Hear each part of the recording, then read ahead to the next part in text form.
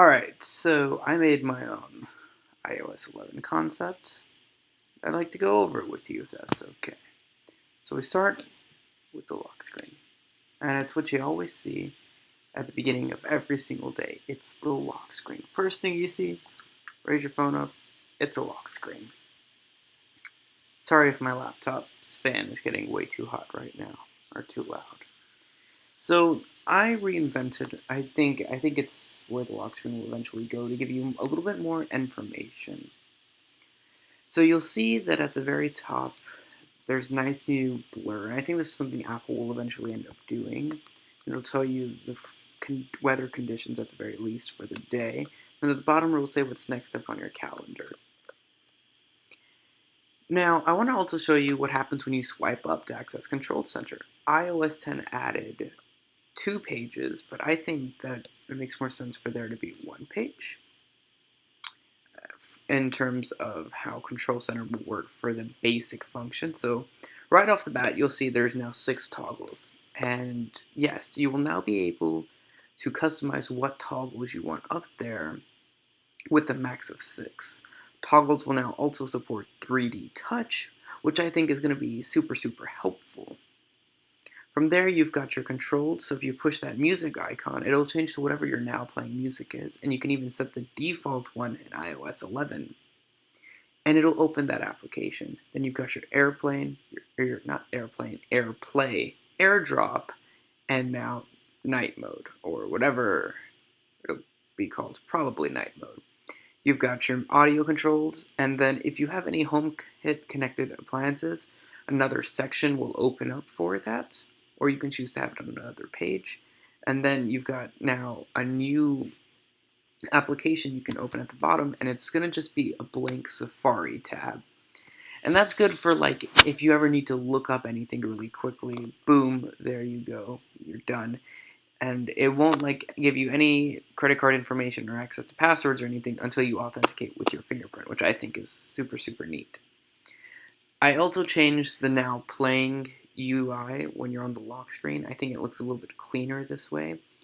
I'm really thinking iOS 11, at least for me, is going to be enhancing and evolving the design languages that started with iOS 7, right? Everything is building on top of each other with all the translucency, the transparency. I think that's really what it's going to go to. So album art no longer takes up the entire screen, and it doesn't darken your wallpaper. It just goes through varied levels of blur. You can heart, repeat, and shuffle and share the music on your lock screen. I think if there was a jailbreak tweak that did this, I'd probably go sell my phone and get a phone that can be jailbroken just to be able to do this. That's how much I like this design. So yeah. Next up, you have the home screen. And the home screen's changed not too much, but a good enough amount. Rounded the dock. You'll see there's a new app there called Help. We'll get to that in a minute. But overall, good design. But what happens when you get a phone call? Currently, it takes up the entire screen. This is what I want the new phone call user interface to look like. Everything can be done right there. And then, of course, when you pick up the call, this is what the user interface would look like. And if you want to go back to that full screen with all the numbers and all the other options, you can just hit the dialer button. And the dialer button would work properly. Next, you've got volume. That huge heads-up display looks so ugly to me. I think this is a good medium right here. You can hit it with the buttons to bring it up, and then you can just drag it across if you really want quicker action. And then you can drag it down if you want to change your media and your ringer volumes, which I think is better than having to go into settings to do it. So that's just my 2 cents on that. Next up is the camera user interface. I added a lot more transparency, a lot more blur. I think this overall is just a better better design, better than just black bars.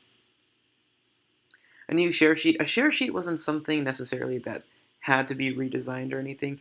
I just thought, if I'm going through with all of this, I would like the idea that there's all of this translucency and everything.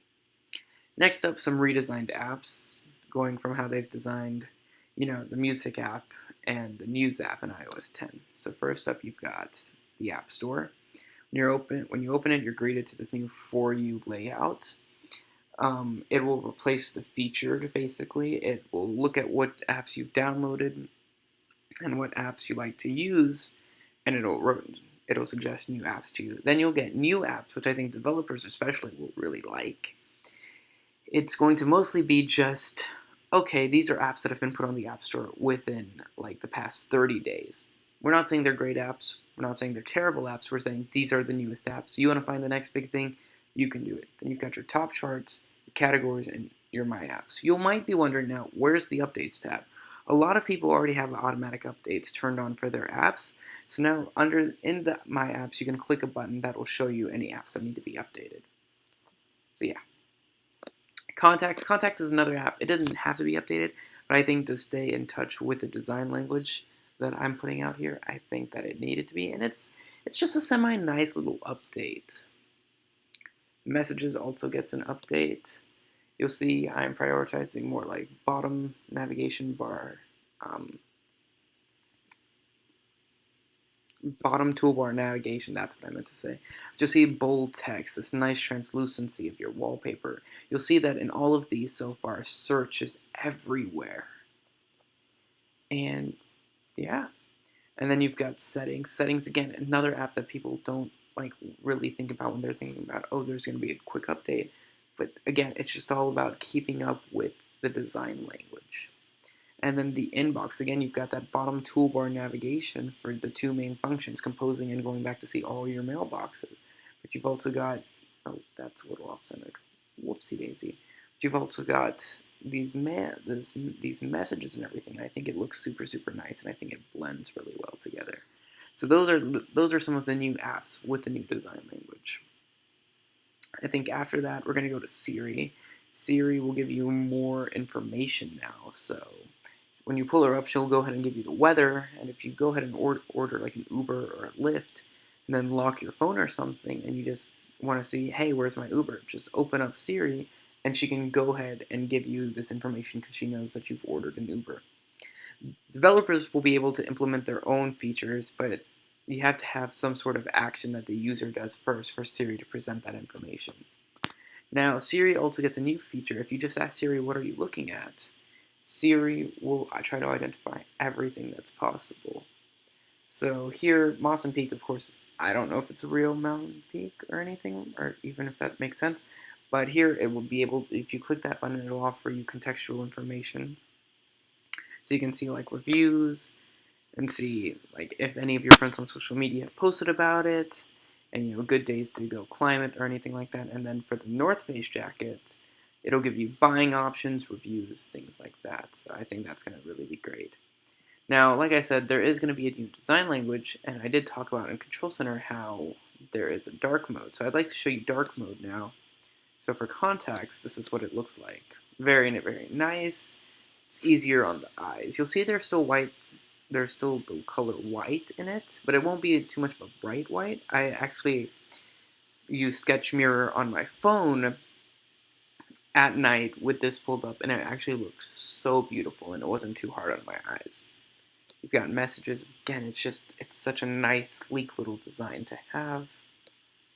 Settings, and then inbox. So that's dark mode. But the music app. Apple's really been pushing this music app. So let's look at the music app.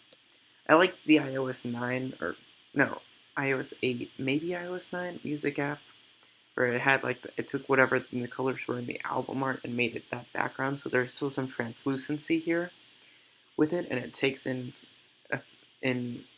consideration what's going on, so it blends a little bit better. Keeping up with that same design language, but I brought back My Music, so you can just go ahead and access like songs and everything, and you can choose what it shows instead of the grid layout it has now.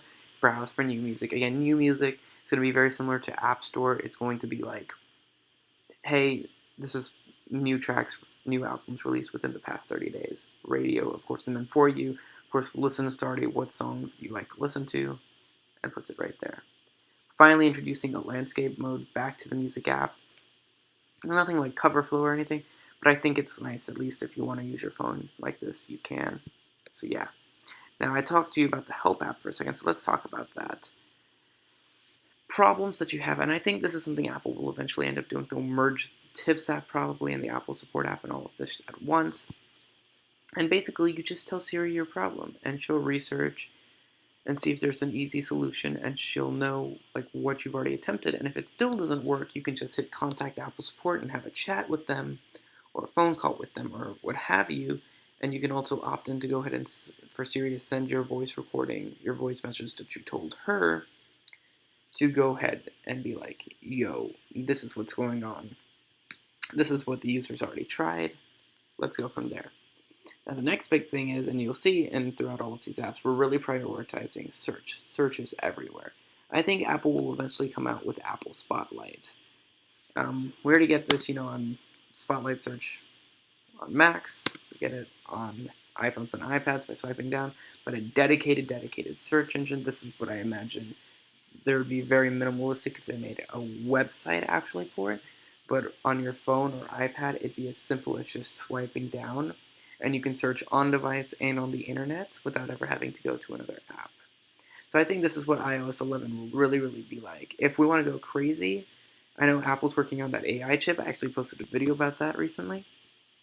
I think it'd be super cool if, for Siri especially, there was some offline functionality, so you could be like, Siri, play the song, and she won't be like, sorry, I am not connected to the internet.